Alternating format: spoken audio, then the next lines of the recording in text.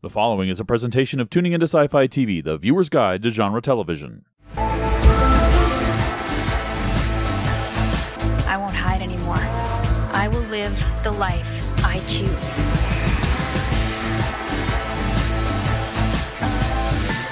Hello, everyone, and welcome to the Fae Files. I'm Kevin Batchelder, and this is our episode number 25, where I will be discussing the episode titled 44 Minutes to Save the World. That's Season 5, Episode number 9. Alrighty, welcome back to our watch-along podcast. Now, as we're covering Season 5, these are actually as they air, so unlike some of our earlier episodes where I have a section at the end for those of you who've been longtime viewers of the series, these are reactions as the episodes come out, so they'll all be just kind of in the present day, if you will. Appreciate you folks checking out the podcast and sticking around. As you know, for regular listeners, last few episodes, certainly during the summer, were mainly prepping us getting up to Dragon Con, which at this point is now over. And that's part of the reason why this episode is just a few days later than it likely will be in other weeks. Just kind of catching up, getting back after having an awesome time at Dragon Con. Now, I got a chance to record a Dragon Con recap with the ladies from the Drinks at the Doll podcast. We all just got together and kind of geeked out about all of our great experience with Anna Silk and the rest of the cast, the panels, Q&A panels, the fan panels, the professional photo ops we all did, things like that. So if you're not already listening, you should be to the Drinks at the Doll podcast, drinksatthedoll.com. Awesome Lost Girl podcast. But not out as of the time of this recording, but probably not too long after. If you're keeping an eye on their feed, we'll release that. Stephanie will release that episode, and you can get some thoughts there. But let's talk about this specific episode here, the back half of the final season, our last 8 episodes. So it's great to kind of get back into the show here. And enjoyed this episode for the most part. I've been looking for the ancient storyline, some of the dangling story bits to kind of start to get tied up, hoping we have something really looking forward to in the last few episodes, lots of great character interaction stuff. So not that I don't enjoy, Z and Hera and some of those, but, as we've talked about in previous podcasts, it's more about the character interactions. So this one, though, we get finally at the beginning of the episode, we have Bo finally releasing Dad, a.k.a. Hades, using the magic box, the music box, sometimes you hear it referred to in notes. So, she definitely opens it up. We don't see him right away, but we do see him pretty quickly as from our last episode. Goodness, now I'm going back more than 6 months, actually, when I looked at the air dates. Mark hanging in limbo after having been stabbed. But Eric Roberts playing Hades, shows right up there as a doctor helping out Lauren. At this point, no one really knows who he is. But he's a big help in terms of saving Mark's life because he appears to be a doctor. We find out a little later in the episode that that has a lot to do with his mark that he has left on Mark. Pardon the double use of the word there, to help him recover. But, Eric Roberts is an actor that many of you are probably very familiar with. I mean, his IMDb credits are a mile long. He's been in many, many, many movies, TV shows. And very honestly, sometimes he's hit or miss since he works quite a bit. But I really think he fits this role very well. I enjoyed his work definitely in this episode, and if he's going to be around for at least a few more, I'm good with that. This is a case where I think he's very much gotten into the role and does a good job with it. But we're still picking up on that storyline where we had the party at Z's. Iris / the Nyx is kind of loose, and anything she's touching is destroying everything she touches, I should say. And the whole idea is she's going to destroy the world. Z's very happy about all this, kind of wants to reset the world, get back to the days when, human beings worship the gods a lot more. So, Z, being Z, as we've seen her throughout several episodes, is very unhappy with Hera for letting her shield that's supposed to protect them from the Nyx is disappeared. And that's because Trick has it in his lair. Tamsin is, being held. It's good we saw her hit with a lightning bolt, but she's not dead. She just got knocked down or knocked out there, so I'm glad she's okay. And being her usual snarky self, kind of enjoy there. Rachel Skarsten does a great job at that, and we got a good part of it here in the episode. Now, back when they took Mark to Lauren's place, and Mark is recovering, we see Hades noticing Lauren's work. She's been putting up a lot of details. He realizes she's looking at trying to, quote, unlock the Fountain of Youth idea. And that'll come in to be very important, certainly by the end of the episode. He offers some information there, apparently something she's been working on, stem cell research and such for quite a while. So that plays into what we're going to catch at the very end of the episode. But I like mainly Bo is trying to find a way to contain Iris / the Nix. Everyone's saying we're going to have to kill her, and when you do, you kill the human in there. Bo, as she always has been, why we love her, is trying to find a way so that she can save Iris in some way, containing the Nix.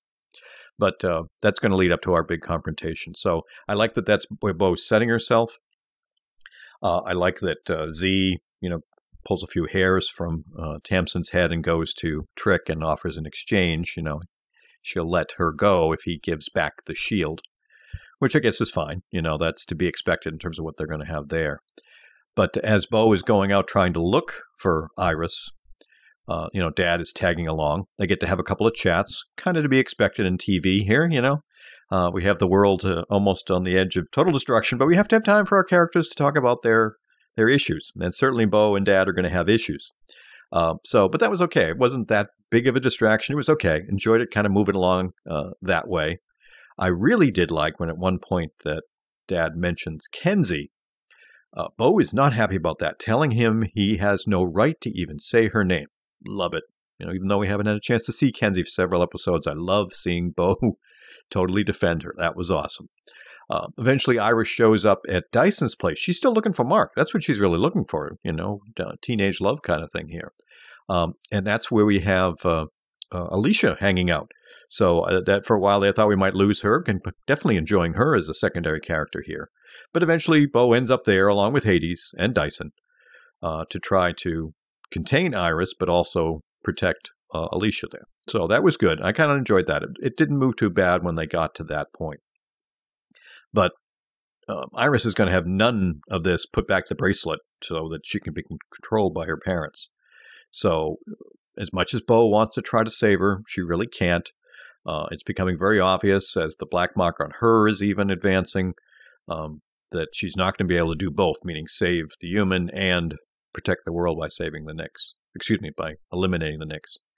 So that's not going to go. And Hades is totally telling her that, and at one point literally has to grab Iris by the throat to tell Bo, now you've got to put her in the box. And what we discovered a little earlier, too, is that this magic box, while it can contain can only contain one, that means Dad's not going to have to go back in it as much as Bo wants that to happen. But got to save the world first, priorities. And Bo does it, and Dyson protects Alicia, which is fine. And, kind of our big problem is averted here. Z is none too happy. And when Hera's had a few too many drinks and Tamsin's gotten into his head, zaps him. It looked like he might have been dead at first, but as we see near the end, he's actually just in a coma. So, I guess I'm okay with that. What can I say? But, so that was kind of dealt with. I was glad that the Nix part we've now taken care of for the most part. Again, only 7 episodes left here. Now, the big stuff happening towards the end, again, is the fact that Bo has Dad in like a room. And they both know that can't really contain him, but he is listening to what she says. If she says she wants him to stay there, he will stay there. He makes another reference to Kenzie at one point, and again, Bo totally even slaps the glass of the room to say not to do that after what he made Kenzie have to do to close that portal back at the end of last season. So again, that was a down-the-moment little fist pump in the air for me to hear Kenzie defended. But as I mentioned a little earlier, the real big interesting bit towards the end of the episode is that whole bit playing up again on the research that Lauren's been doing, because we also had Bo and Lauren have some very touching scenes, and Bo again mentioning that she's eventually going to lose Lauren, the idea that she's human, so she won't live as long as Bo. And then towards the episode, we get to see the two of them going off on a nice walk. Lauren's very happy. Got to be very much in the TV world to believe or to not roll your eyes at what happens next, because the idea they're out for a great walk.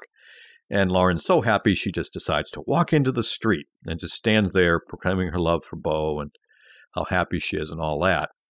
And again, standing in the street, that's not going to go well. And sure enough, a car or truck comes by. I think it was a truck, and hits her. Now, we're not going to start breaking all this down about, well, shouldn't the truck have seen her and shouldn't she have seen it coming and all this. It's TV trope time. So we got to kind of go with it.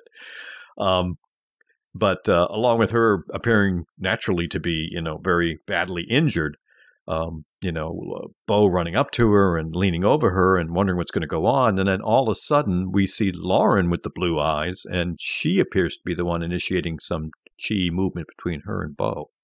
So, question mark, what's this going to mean? Is Lauren now Fae? Is this permanent or just a one-time thing or something that Hades did or what? We don't know. So at least from a story point of view, this is an interesting twist I kind of like. And I'm looking forward to see where we might go now that we're back on a regular rotation once a week with episodes. Final 7 coming. I understand we've got to deal with the Ancients, but I really am not all interested in that story. I want to see my girl back. I want to see Kenzie back. Hoping that soon. But also want to see our heroes very much have the Scooby Gang moment. I want to see them all working together. Hopefully over the last several episodes, not just the last one. But again, got to wait to see. So I'm excited it's back. Very happy to see what we got coming. And we should be back on a regular schedule each week with the podcast here. So as always, appreciate you folks checking in. There's some quick thoughts. Did a good job of keeping me on the edge of the seat. Not a great episode, but a good one. Good way to start the back set of 8, I think. And to see what it might mean for our characters moving forward from here. So look for the episodes once a week for the podcast. I'd love to get your feedback or thoughts. Please reach out. Use any of the contact methods we always list at the end of the episode.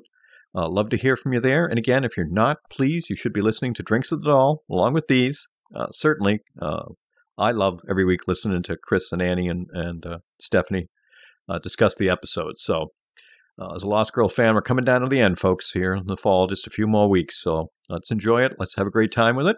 And I appreciate you folks taking the time to listen. So I will catch you all very soon. Take care. We offer several different ways for you to get in touch with us here at the Fae Files. You can come by our website at thefayfiles.com, which lists all of our blog posts. You can also send us an email directly at feedback@tuningintoscifitv.com. You can leave us a voicemail at 206-202-4182. You can find us on Twitter at The Fae Files, or on Facebook at facebook.com/tuningintoscifitv. Listen to Tuning Into Sci-Fi TV on Stitcher Radio on Demand. Download the free app today at Stitcher.com. You've been listening to The Fae Files, presented by Tuning Into Sci-Fi TV, Episode 25, recorded September 13th, 2015.